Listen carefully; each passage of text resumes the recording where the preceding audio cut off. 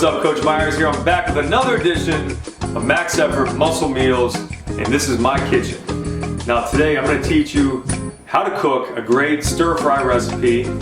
We got chicken, bok choy, kind of like a Chinese cabbage, garlic, some multicolored bell pepper, some green onion.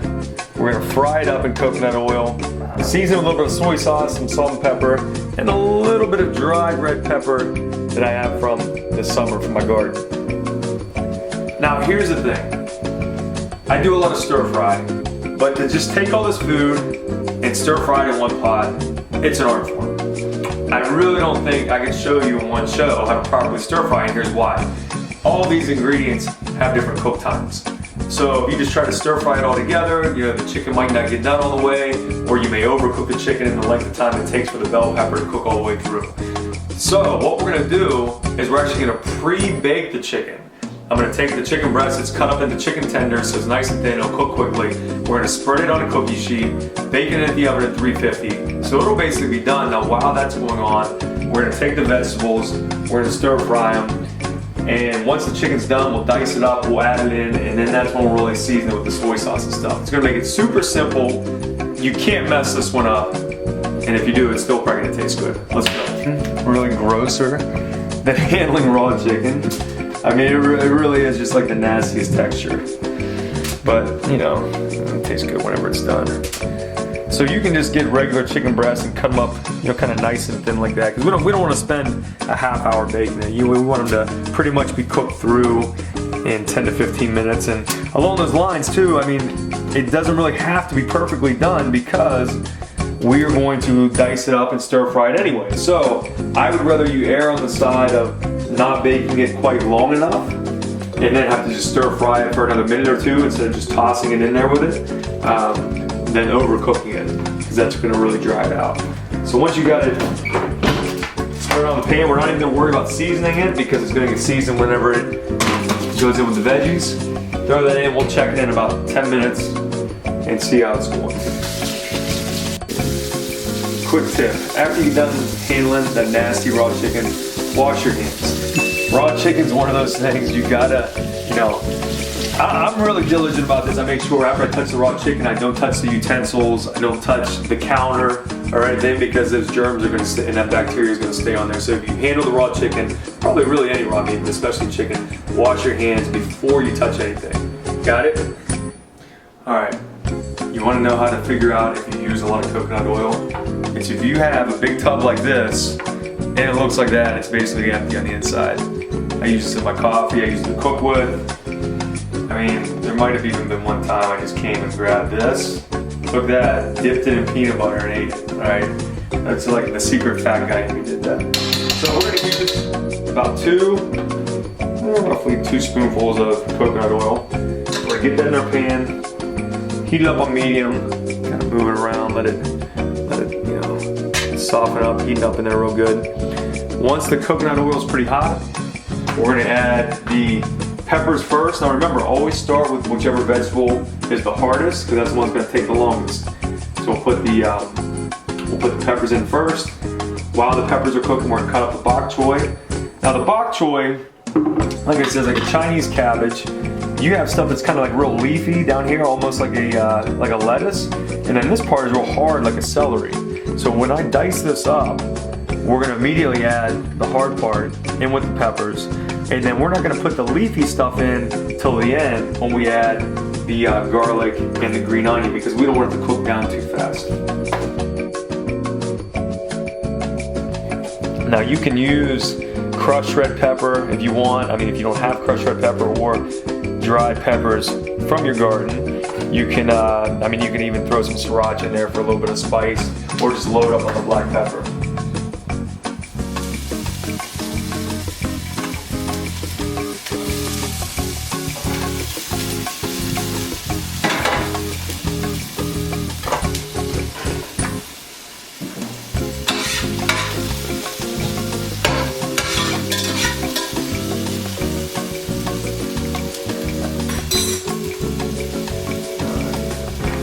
Bok choy tastes like raw.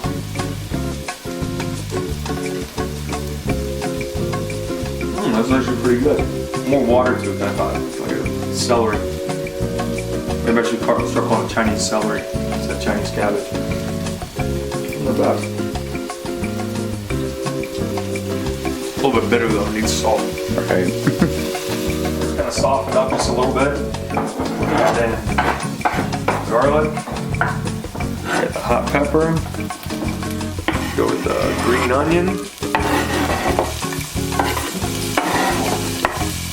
And we're gonna add kind of the hard parts of the bok choy. And then we'll add the leaf in right before it's done.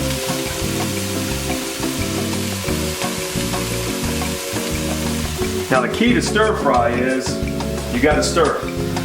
You gotta, keep that stuff moving around. If you let it sit, it's gonna burn on one side.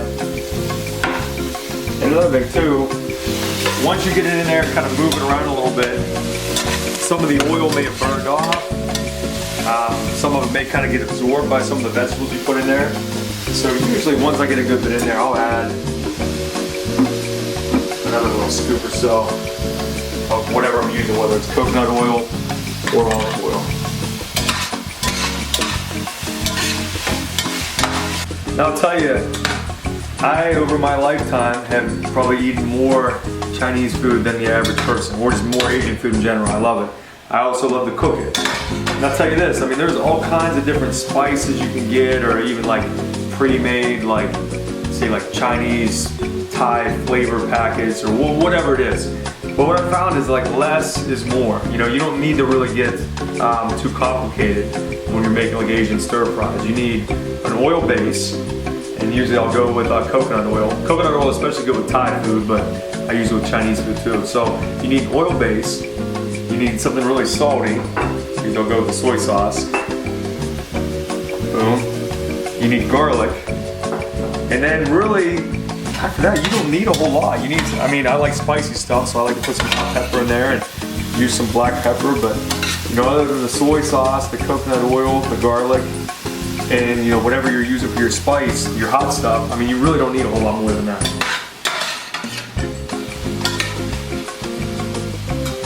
Looks like perfect timing. The vegetables have started to cook down a little bit. We don't want them completely soft, we want a little bit of firmness to them. We're gonna add the leafy parts of the bok choy. And it's been about 10 or 12 minutes. So we're gonna pull that chicken out. I'm guessing even if it's not fully cooked, it's close enough. And we're gonna dice it up and then throw it in, and then we'll start to season everything. Now here's something we're gonna wanna do, because this, as you can tell, the stuff's starting to cook down.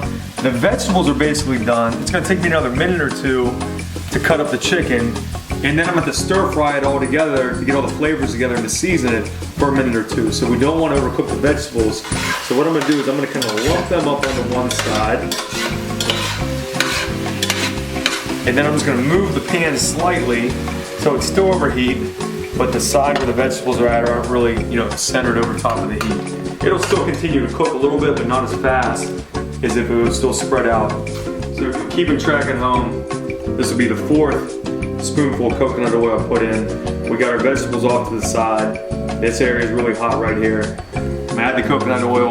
We're gonna put the chicken there first. We want to kind of crisp it up just a little bit. Oh yeah. Oil's nice and hot. A little bit of smoke. Might have overdone it on that. Let's take a little bit out. Loaded with MCTs though, so if we throw in a little bit extra, they can hurt. Alright.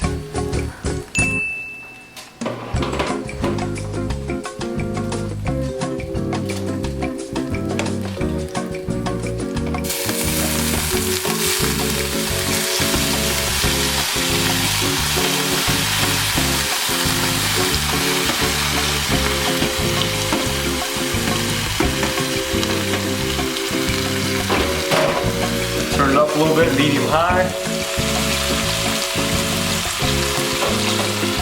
I'll give this chicken a quick sear.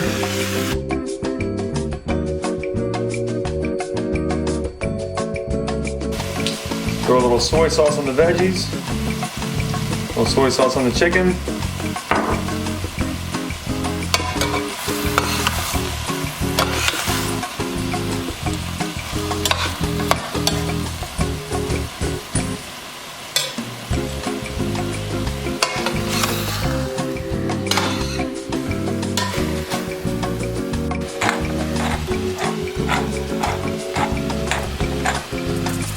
black pepper. Now from here we can go ahead and mix it all together. We got it turned up to high now. Now you only want to use high heat if you're using an oil like coconut oil that can tolerate high heat. If you're using olive oil or something else, you're going to cook it a little bit lower heat. But here at the very end to kind of crisp everything up, turn it up to high heat. Give that a little bit more soy sauce. And now it's just a matter of mixing around for a minute or two, and it's done. Ladies and gentlemen, there you have it. A simple, easy, fast, healthy Chinese food that you can make at home. Packed with protein, antioxidants, low in carbs, good for the belly, great for the muscles. Make sure to go to maxevermuscle.com for all your training needs, supplement needs, learn how to cook, learn how to live, get your mind right.